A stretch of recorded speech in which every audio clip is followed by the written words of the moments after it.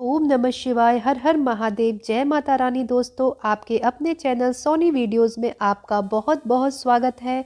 माता रानी की कृपा सदैव आप और आपके समस्त परिवार पर बनी रहे।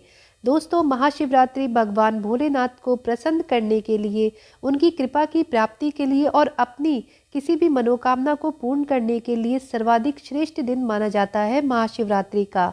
यह दिन भगवान भोलेनाथ को अत्यंत प्रिय है। इसलिए आज के दिन पूजा आराधना करके जो भी हम अपनी कामना करते हैं, भगवान शिव की कृपा से हमारी वह मनोकामना निश्चित ही पूर्ण हो जाती है। साल 2025 में महाशिवरात्रि कब है और महाशिवरात्रि के दिन पूजा का शुभ मुहूर्त क्या है और भगवान भोलेनाथ की विशेष कृपा की प्राप्ति के लिए किस समय में भगवान शिव की आराधना हम करें और किस प्रकार से करें, यह संपूर्ण जानकारी आपको आज की वीडियो में शेयर करने वाली हूँ। तो बहुत महत्वपूर्ण है, आज की वीडियो पूरा ज़रूर देखें। वीडियो अच्छी लगे तो वीडियो को लाइक भी ज़रूर कर दीजिएगा। आपके लाइक, आपके कमेंट मेरे लिए बहुत महत्वपूर्ण होते हैं। और अब जानते हैं कि चतुर्थी तिथि कब प्रारंभ हो रही है, कब समाप्त हो रही है और व्रत हमें कब धारण करना है। देखिए, फाल्गुन मास की कृष्ण पक्ष की चतुर्थी तिथि का प्रारंभ होगा 26 फरवरी को सुबह 11:08 पर और चतुर्थी तिथि समाप्त हो रही है 27 फरवरी को सुबह 8:54 पर। और महाशिवरात्रि के व्रत में निश्चितकालीन पूजा का बहुत महत्वपूर्ण होती है। जब चतुर्थी तिथि निश्चित काल में अर्थात अर्धरात्रि में व्याप्त होती है, उसी दिन महाशिवरात्रि मनाते हैं। तो 26 फरवरी 2025 को यानी कि बुधवार के दिन महाशिवरात्रि मनाई जाएगी। और महाशिवरात्रि के व्रत में 4 पहर की पूजा बहुत महत्वपूर्ण होती है।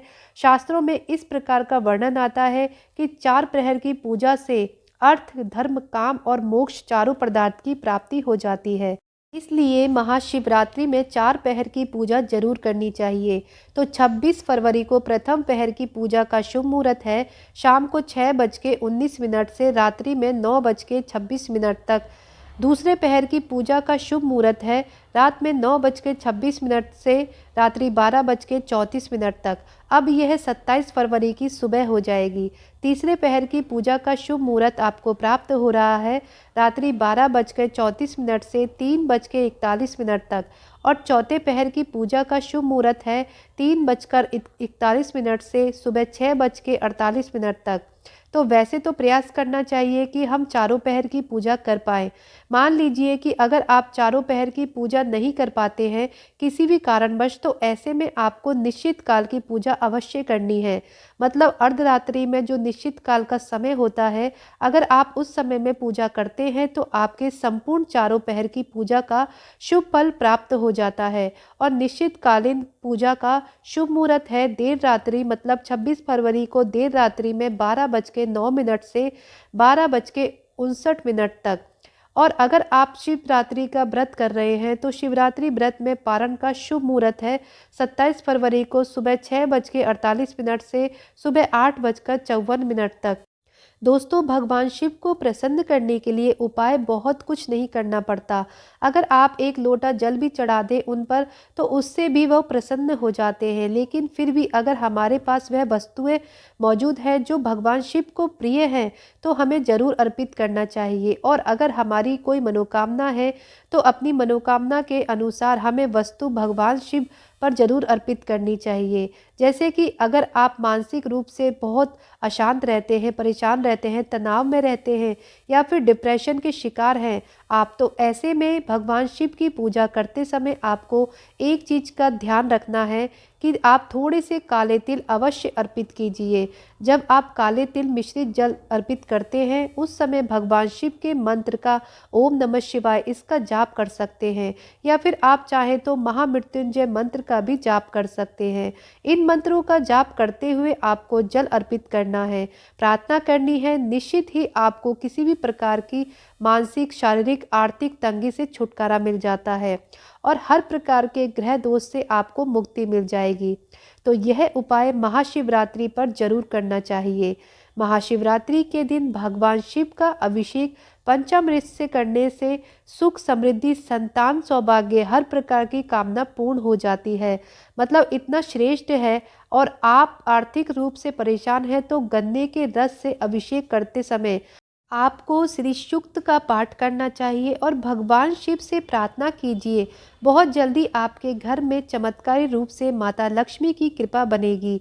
दोस्तों, अगर आप लंबी बीमारी से परेशान हैं, बहुत अधिक बीमार रहते हैं या फिर घर में बीमारियां ही बहुत अधिक हैं, एक व्यक्ति बीमार पर से ठीक होता है तो दूसरा फिर बीमार पड़ जाता है। अगर इस प्रकार की स्थिति आपके घर में है तो ऐसे में आपको भगवान शिव का अभिषेक करना चाहिए कुशा से। कुशा एक घास होती है, वैसे तो बहुत जल्दी आसपास ही मिल जाती है, लेकिन अगर आपको नहीं मिल पाती है तो आप पूजा की दुकान पर, जहाँ पर पूजा की सामग्री मिलती है, वहाँ से कुशा लेकर आए और वह कुशा जल में डाल दीजिए। इस कुशा के द्वारा भगवान शिव का अभिषेक कीजिए। थोड़ा सा गंगा जल मिश्रित जल होना चाहिए, शुद्ध जल, और उसी से भगवान शिव का अभिषेक करना है। कुशा के द्वारा ही जल लेकर आपको 108 बार जल से अभिषेक करना है। भगवान शिव का मतलब एक ही पात्र में से कुशा के द्वारा जल लेकर और शिवलिंग पर डालते जाइए और महामृत्युंजय का जाप करना चाहिए।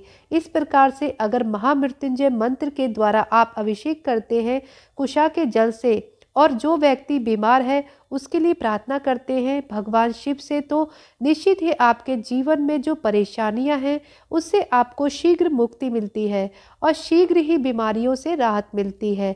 अगर आपकी संतान प्राप्ति की कामना है तो आपको 11 शिवलिंग बनाने हैं आटे से। गेहूं के आटे से 11 शिवलिंग बना लीजिए।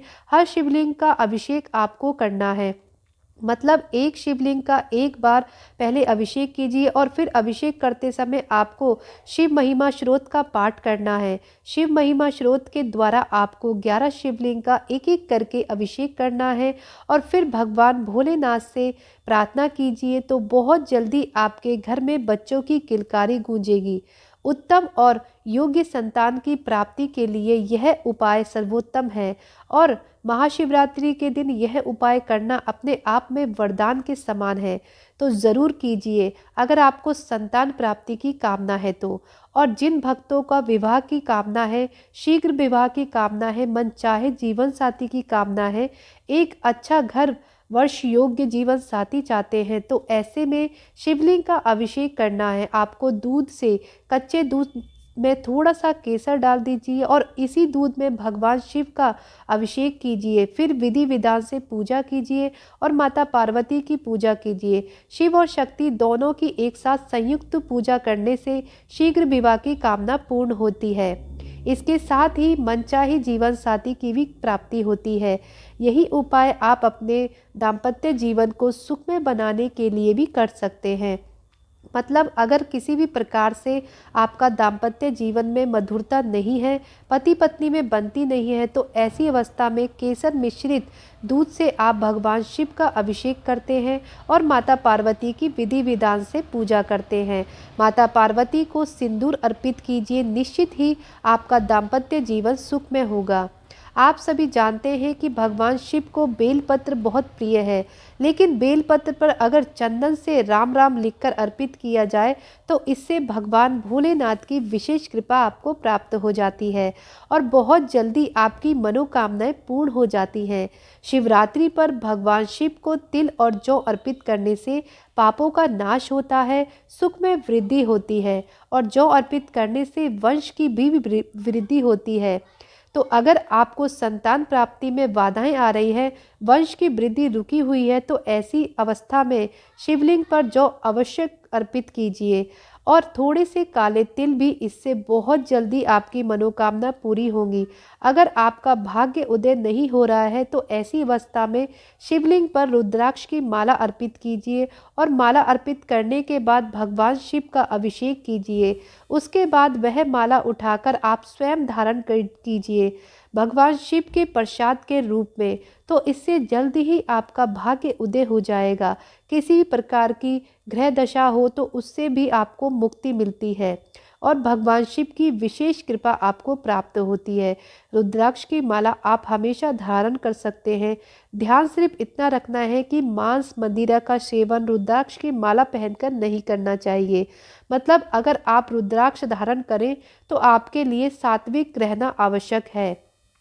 महाशिवरात्रि की शाम को शिव मंदिर में या फिर घर के आसपास कोई बेल वृक्ष हो तो वहां पर अगर आप एक दीपदान करते हैं तो इससे आपकी मनचाही कामना पूर्ण हो जाती है। चाहे धन की प्राप्ति हो, संतान की प्राप्ति हो, विवाह की हो या फिर कोई भी और मनोकामनाएं हो, समस्त मनोकामनाएं सिर्फ दीपदान करने से पूर्ण हो जाती हैं। तो इस दिन दीपदान जरूर करना चाहिए। शाम के समय शिव मंदिर में जाकर या फिर बेल वृक्ष के नीचे शिवरात्रि के दिन अगर आप कोई भी नंदी बैल आपको मिल जाते हैं तो उनको हरा चारा जरूर खिलाएं। इससे आपके जीवन में सुख समृद्धि आती है और परेशानियों का भी अंत हो जाता है। और महाशिवरात्रि के दिन 4 प्रहर की पूजा का विशेष महत्व होता है और किस विधि से 4 प्रहर की पूजा की जाएगी यह सारी जानकारी आपको आने वाली वीडियो में मिलने वाली है। तो चैनल से जुड़े रहिए ताकि सारी जानकारी आपको सही समय पर प्राप्त हो जाए। मिलते हैं आपसे अगली वीडियो में, तब तक के लिए ओम नमः शिवाय, हर हर महादेव, धन्यवाद।